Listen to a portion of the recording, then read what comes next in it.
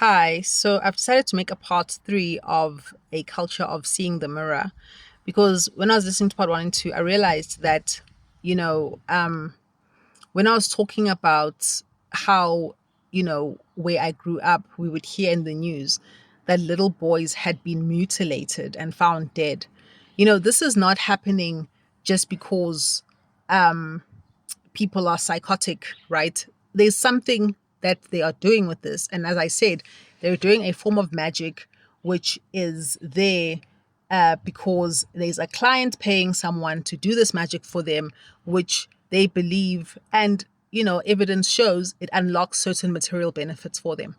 Okay, so there's also a reason why the horror that we have been being shown after all these years of the victim speaking out. We've now been given the basically the acknowledgement by the authorities that this thing is happening, right?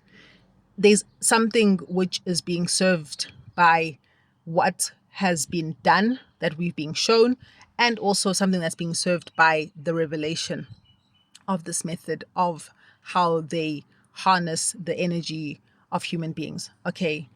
But I also think that us as human beings, there's something that's being served by us refusing to acknowledge that these are human beings doing these things, human beings just like us, and that this is a reflection of the collective culture of humanity. Okay.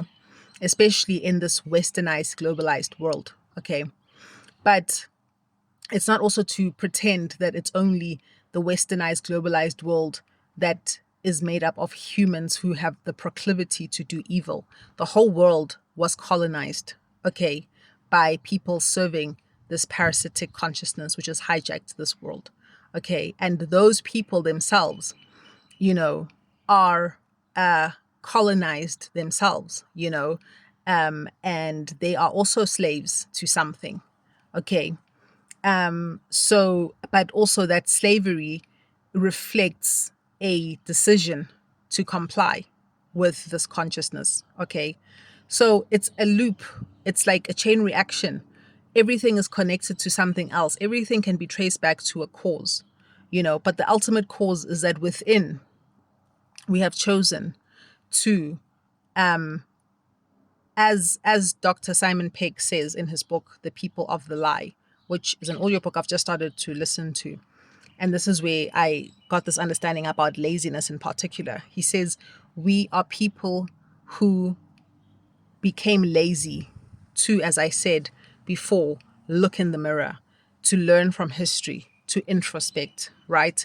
It's painful to look in the mirror and to introspect. It's painful to acknowledge that the evil that we see is evil that resides within us, even though we haven't acted. But it is something that we all have the potential to do.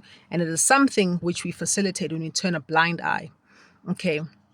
But then also in terms of what can we do? Another thing which I had meant to say and I forgot to say it, but I need to say it because I think it's very important, is we need to abandon celebrity culture.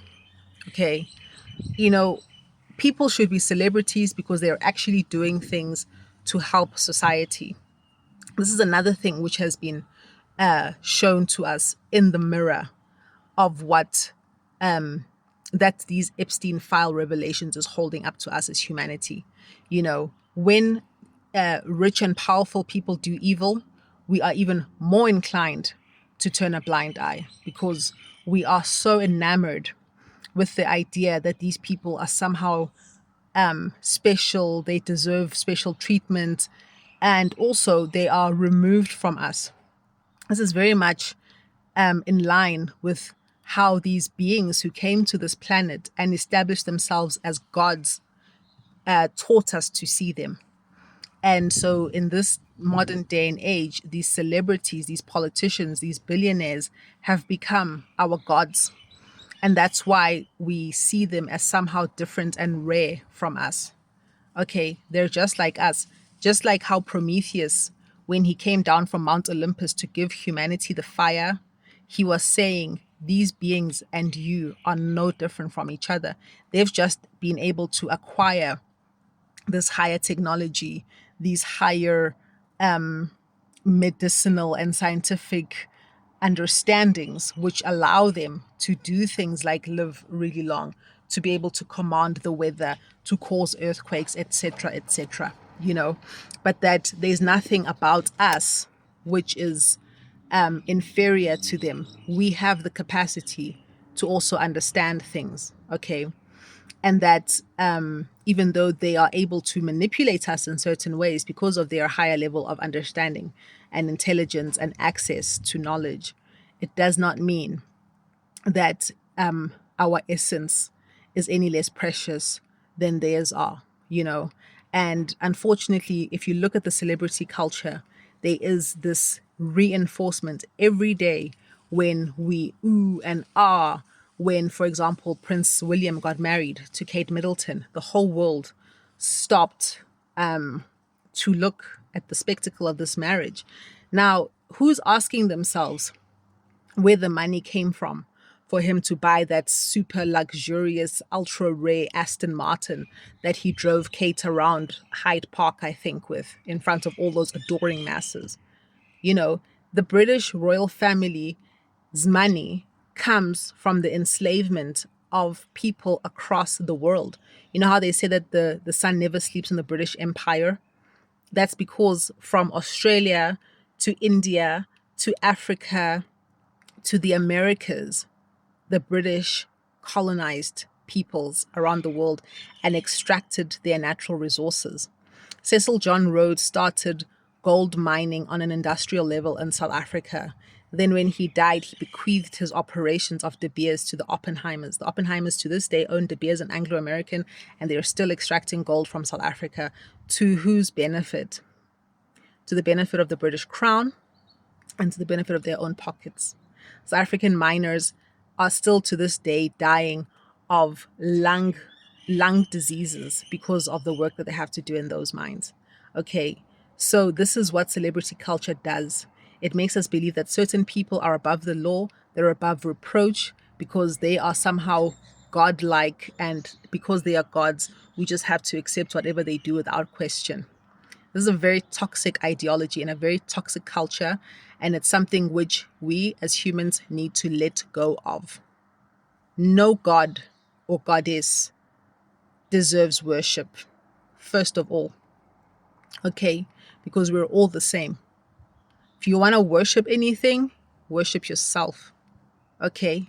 Because you're the one who makes the choices to create certain conditions in your life wherein the quantum entanglement will increase your vibration, make you more loving, make you more capable of being compassionate, making you more capable of being of service to humanity, making you capable of bravely and courageously introspecting and looking at yourself, all your flaws and defects, and choosing to love yourself anyway, and choosing to love yourself enough not to let yourself languish in those addictions, in those unhealthy eating patterns, in those destructive relationships.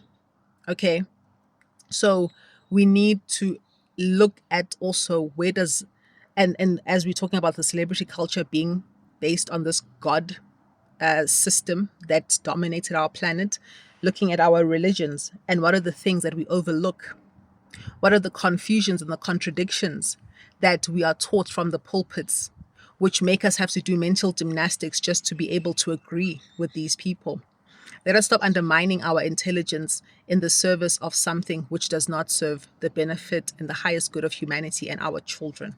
So I just wanted to add that we need to give up this laziness to really look at things, and this laziness and this cowardice that prevents us from interrogating those who are in power, interrogating those who have established themselves above us as some sort of gods and goddesses who we are not allowed to question